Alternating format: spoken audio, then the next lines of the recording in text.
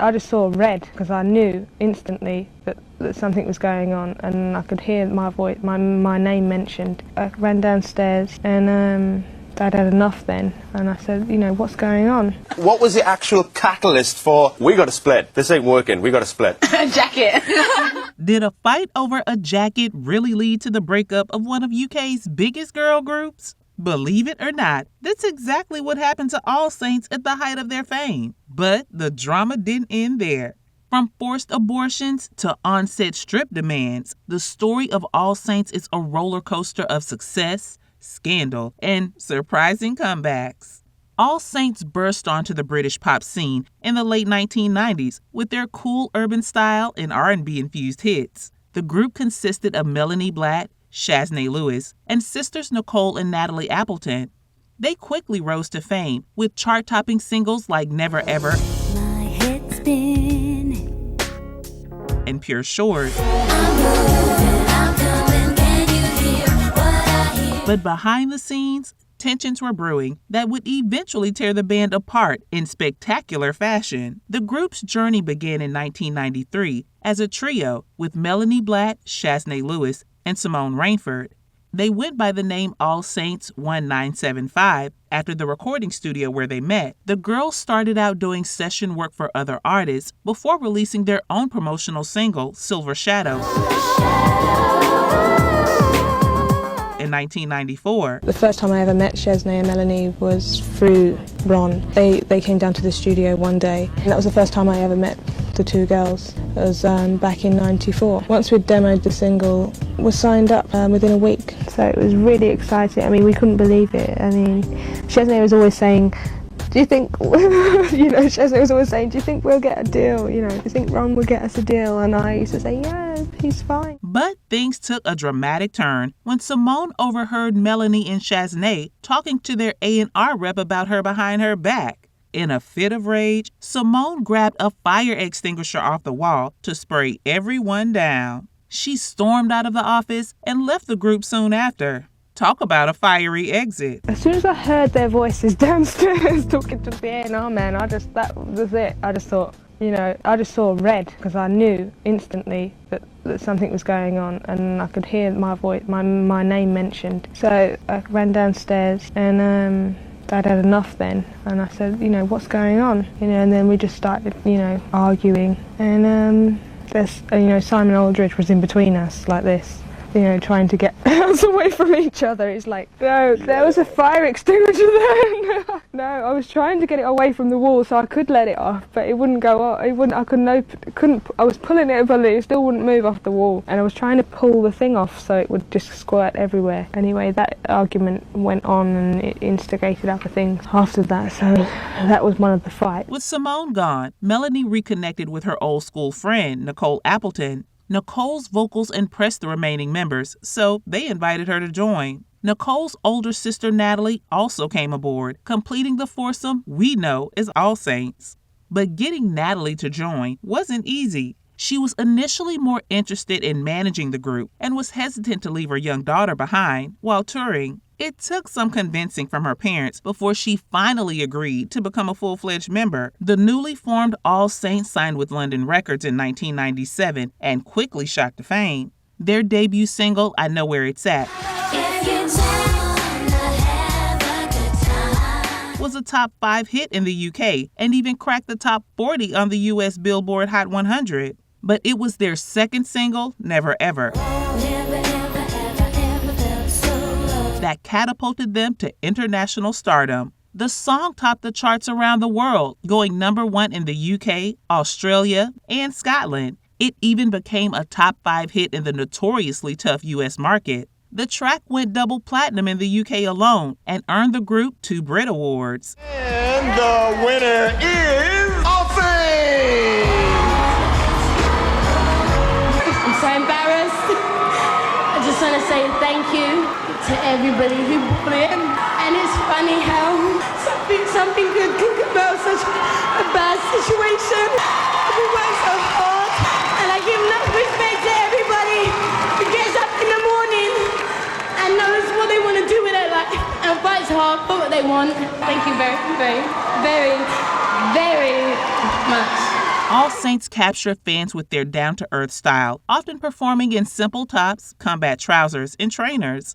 The girl next door image resonated with young people who found them more relatable than some of the more glamorous pop contemporaries. Their self-titled debut album, released in November 1997, became the UK's third best-selling girl group album of all time. They seemed unstoppable. But success came at a price. As All Saints' fame grew, so did the pressure and tensions within the group. The girls were constantly being compared to other pop acts of the time, which added to the stress. In 2000, they released their second album, Saints and Sinners, which spawned two more #1 hits, Pure Shores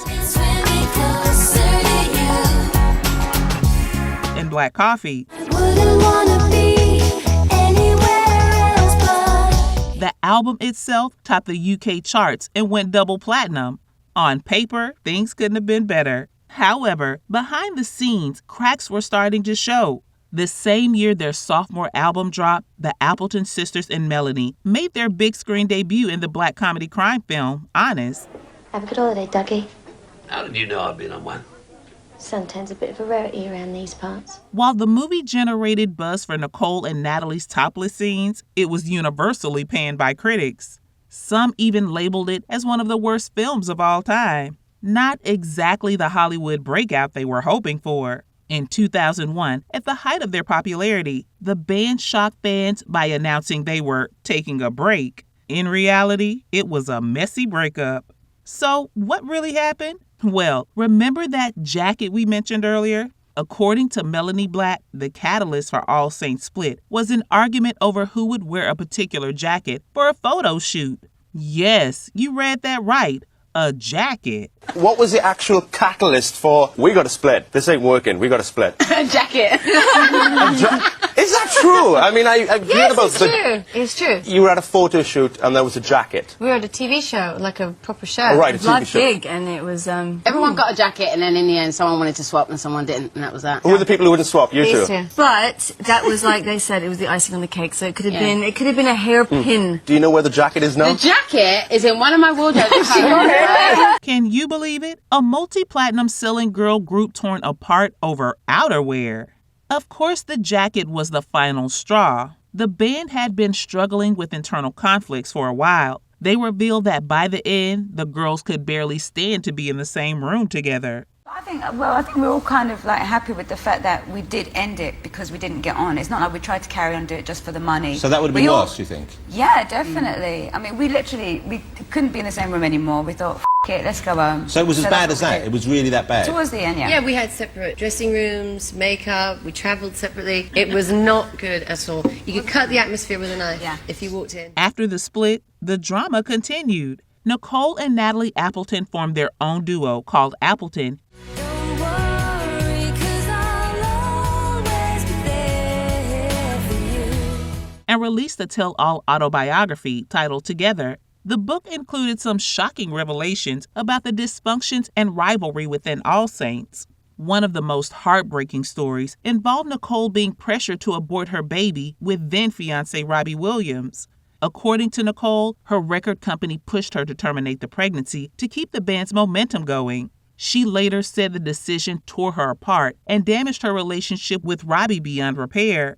Nicole wrote in her autobiography, "I couldn't believe what I had done. Afterwards, everyone pretended it hadn't happened."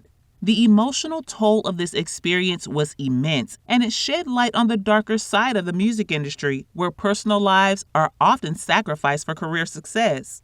Robbie Williams later spoke about the incident, telling the Daily Mail, "I was completely behind her. If there's something that's so deep-rooted within yourself that you feel it would be better to you that you exercised it and got it off your chest, because secrets can make you sick and secrets can make you feel terrible, then I'm completely behind her." The other girls tried solo careers with mixed success. Shaznay released a top 10 hit called Never Felt Like This Before in 2004. I've never felt like this before. And followed it up with a solo album titled Open. Melanie, on the other hand, had a rougher time. She released one single, Do Me Wrong, in 2003, I know you do me wrong. Oh. but was quickly dropped by her label. She tried again a couple of years later with new material, but the project ended up being shelved. It seemed the magic of All Saints couldn't be recreated individually. In a surprising twist, All Saints reunited in 2006 to release a new album called Studio One, but the comeback was short-lived. They parted ways with their label again after feeling rushed to put out new material. Melanie even admitted she only did the reunion for money. Ouch! We had fun doing it and it was exciting for a time. But again, I mean, we signed a deal without having made, not one note of music. We were signed purely on the revival, and I don't know, it never sat well with me, so I could never really give it my word. I think it's pretty much over. I mean, everyone says never say never, and you just don't know. But I can't see anything. I think, I think it needs to be at least slightly relevant in order for us to sort of regroup and make new music and do it in a way that is not driven by money or... The band wouldn't be heard from again for nearly a decade. In the meantime, the members faced their share of personal dramas. Melanie split from her long-term partner, Stuart Zender, the former bass player for Jamiroquai, with whom she had a daughter. Shaznay found love and married dancer Christian Storm Horsfall in 2004, going on to have 2 children. Nicole's love life was particularly tumultuous. After her relationship with Robbie Williams ended, she began dating Oasis frontman Liam Gallagher. The couple married in 2008 after an 8-year courtship. However, the marriage came to a dramatic end in 2014 when it was revealed that Liam had fathered a child with another woman during their relationship. The scandal made headlines across the UK, once again putting Nicole's personal life in the spotlight. Natalie had her own share of romantic ups and downs. After a brief marriage before All Saints' initial success, she found love again with Liam Howlett, co-founder of the electronic band The Prodigy. The couple married and had a son together. Sadly, original member Simone Rainford passed away in 2013 at just 38 years old after battling kidney cancer. Her death came as a shock to fans who remembered her from All Saints' early days. It was a sobering reminder of how quickly life can change, even for those who once tasted stardom. In 2014, against all odds, All Saints reunited once again. This time, it stuck. The girls went on tour supporting the Backstreet Boys and rekindled their friendship in the process. Shaznay explained how it happened. So a few years ago, I got a phone call for us to go on tour with the Backstreet Boys. So that's where it all started. And we did that and we had so much fun. There was no pressure. We had no record to sell or anything. So we were just able to go out and perform, which was great because that was one of the things we did the least of back in the day because we spent so much time promoting. So we did that. And then afterwards, just kind of decided, hey, actually, do you know what? This has been so much fun. How about we go in the studio? Actually, we were only going to try and do one song. Yeah. We were going to do one song, see how that felt. See how, yeah, and it felt right. Yeah, it felt right, and we ended up having a great time. And now we're here. The reunion led to new music, with All Saints releasing the album Red Flag in 2016. As they promoted their comeback, the band opened up about some of the struggles they faced in their heyday. One particularly uncomfortable incident occurred during a taping of a UK music show, Top of the Pops. The girls were told they had to remove their shirts or they wouldn't be allowed to perform. They compromised by pulling their tops down to armpit level to give the illusion of nudity when filmed from the shoulders up. But the experience left them feeling exploited and labeled as difficult for objecting. This incident highlighted the sexism and objectification that was rampant in the music industry, especially in the late 90s and early 2000s. The girls were often expected to play up their sexuality, even when it made them uncomfortable. It's a testament to their strength that they stood their ground and refused to fully comply with such demeaning requests. Yeah, we were told to schmooze. I remember that a lot of that in America as well. Yeah. The radio stations and stuff. And that's exactly what Dan was talking about, yeah. We're probably the worst people that... But we couldn't do that. Couldn't do it. We couldn't do what we're told. It was unnatural. It would be so unnatural for us to schmooze. It'd be like, that's a bit weird. Yeah. This newfound maturity and appreciation for each other seemed to be the key to making their reunion work. They were no longer the young, sometimes naive girls who let petty arguments tear them apart. Instead, they were women who had been through their fair share of hardships and came out stronger for it. The success of Red Flag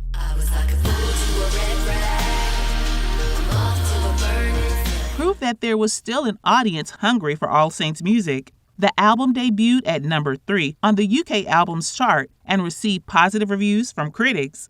It seemed that absence had indeed made the hearts of fans grow fonder.